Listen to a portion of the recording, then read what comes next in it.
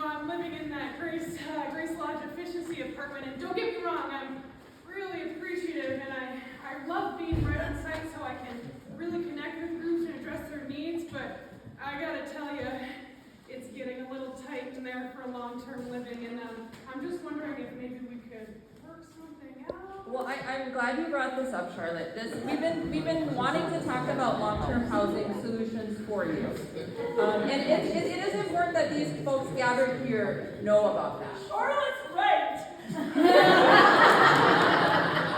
She's in the Grace Efficiency Apartment, which has historically been for the intern, and I love this place, I really do, but it's hard to move around to live where the rentals are not.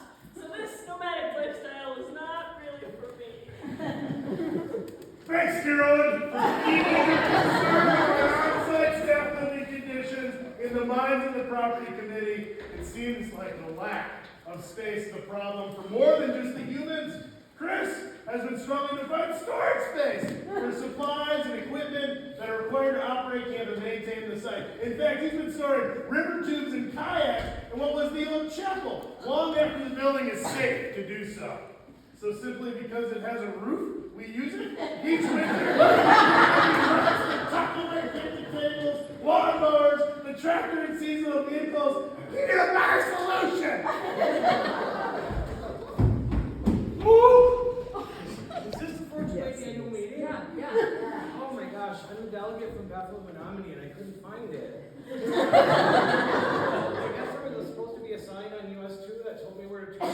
There's a sign on US 2. I didn't see it by the time I found the turnoff. I was so late. The wind must have blown it over or something, but I'm glad I found it. You are in the right place. I'm sorry you couldn't find your way. We've been needing to replace that sign on the highway for a while, so that folks can more easily identify Fortune Lake and find their way to camp.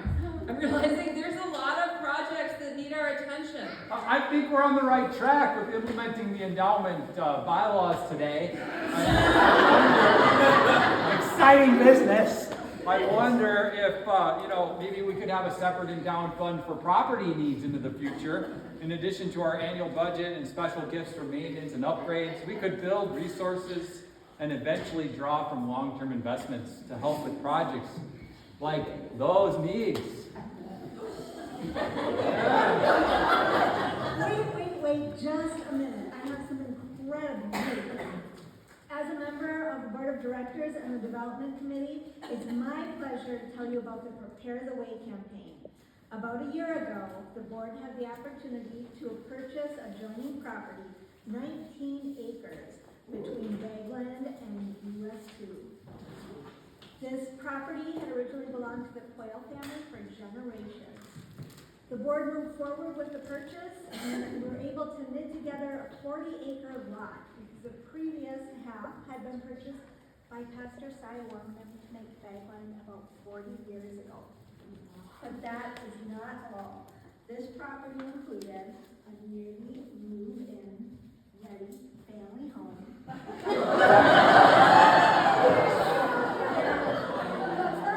A heated two-car garage, 2 additional outbuildings for storage and workspace, and this property will be used to house a year-round staff member who needs to live on site. Charlotte, this would be a perfect solution for you.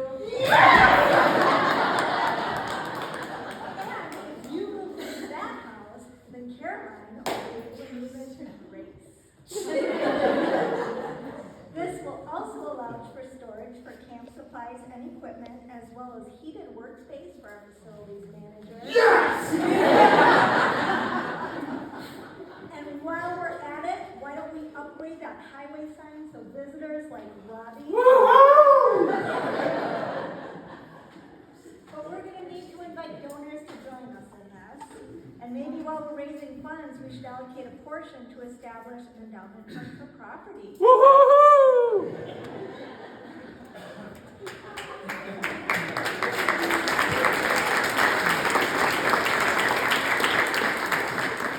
These are great ideas.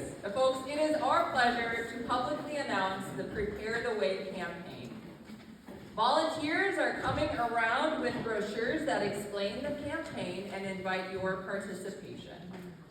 We set a goal of raising $400,000 to cover the property purchase and upgrades, new signage for US 2, an endowed fund for future property needs. And one more thing. This is Fortune Lake's 96th year of ministry. Thanks be to God. We know that our 100th anniversary is just around the corner, and we're already discerning where the Spirit might be calling us next. In the meantime, like John the Baptist crying out in the wilderness, we cry out from our corner of the wilderness. Prepare the way of the Lord.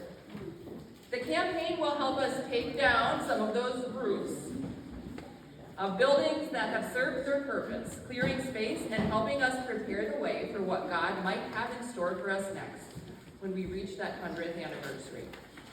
Already, generous donors have pledged over $272,000 toward the $400,000.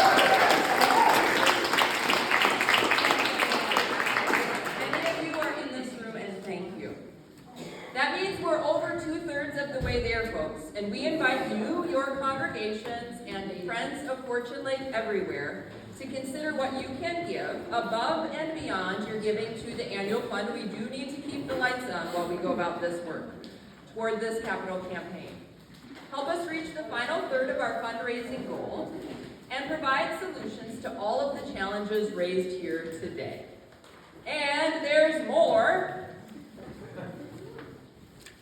All donors who give a gift of $100 or more will be given a thank you gift of a customized Fortune Lake tote, perfect for your next trip to Fortune Lake or to the beach or to the grocery store.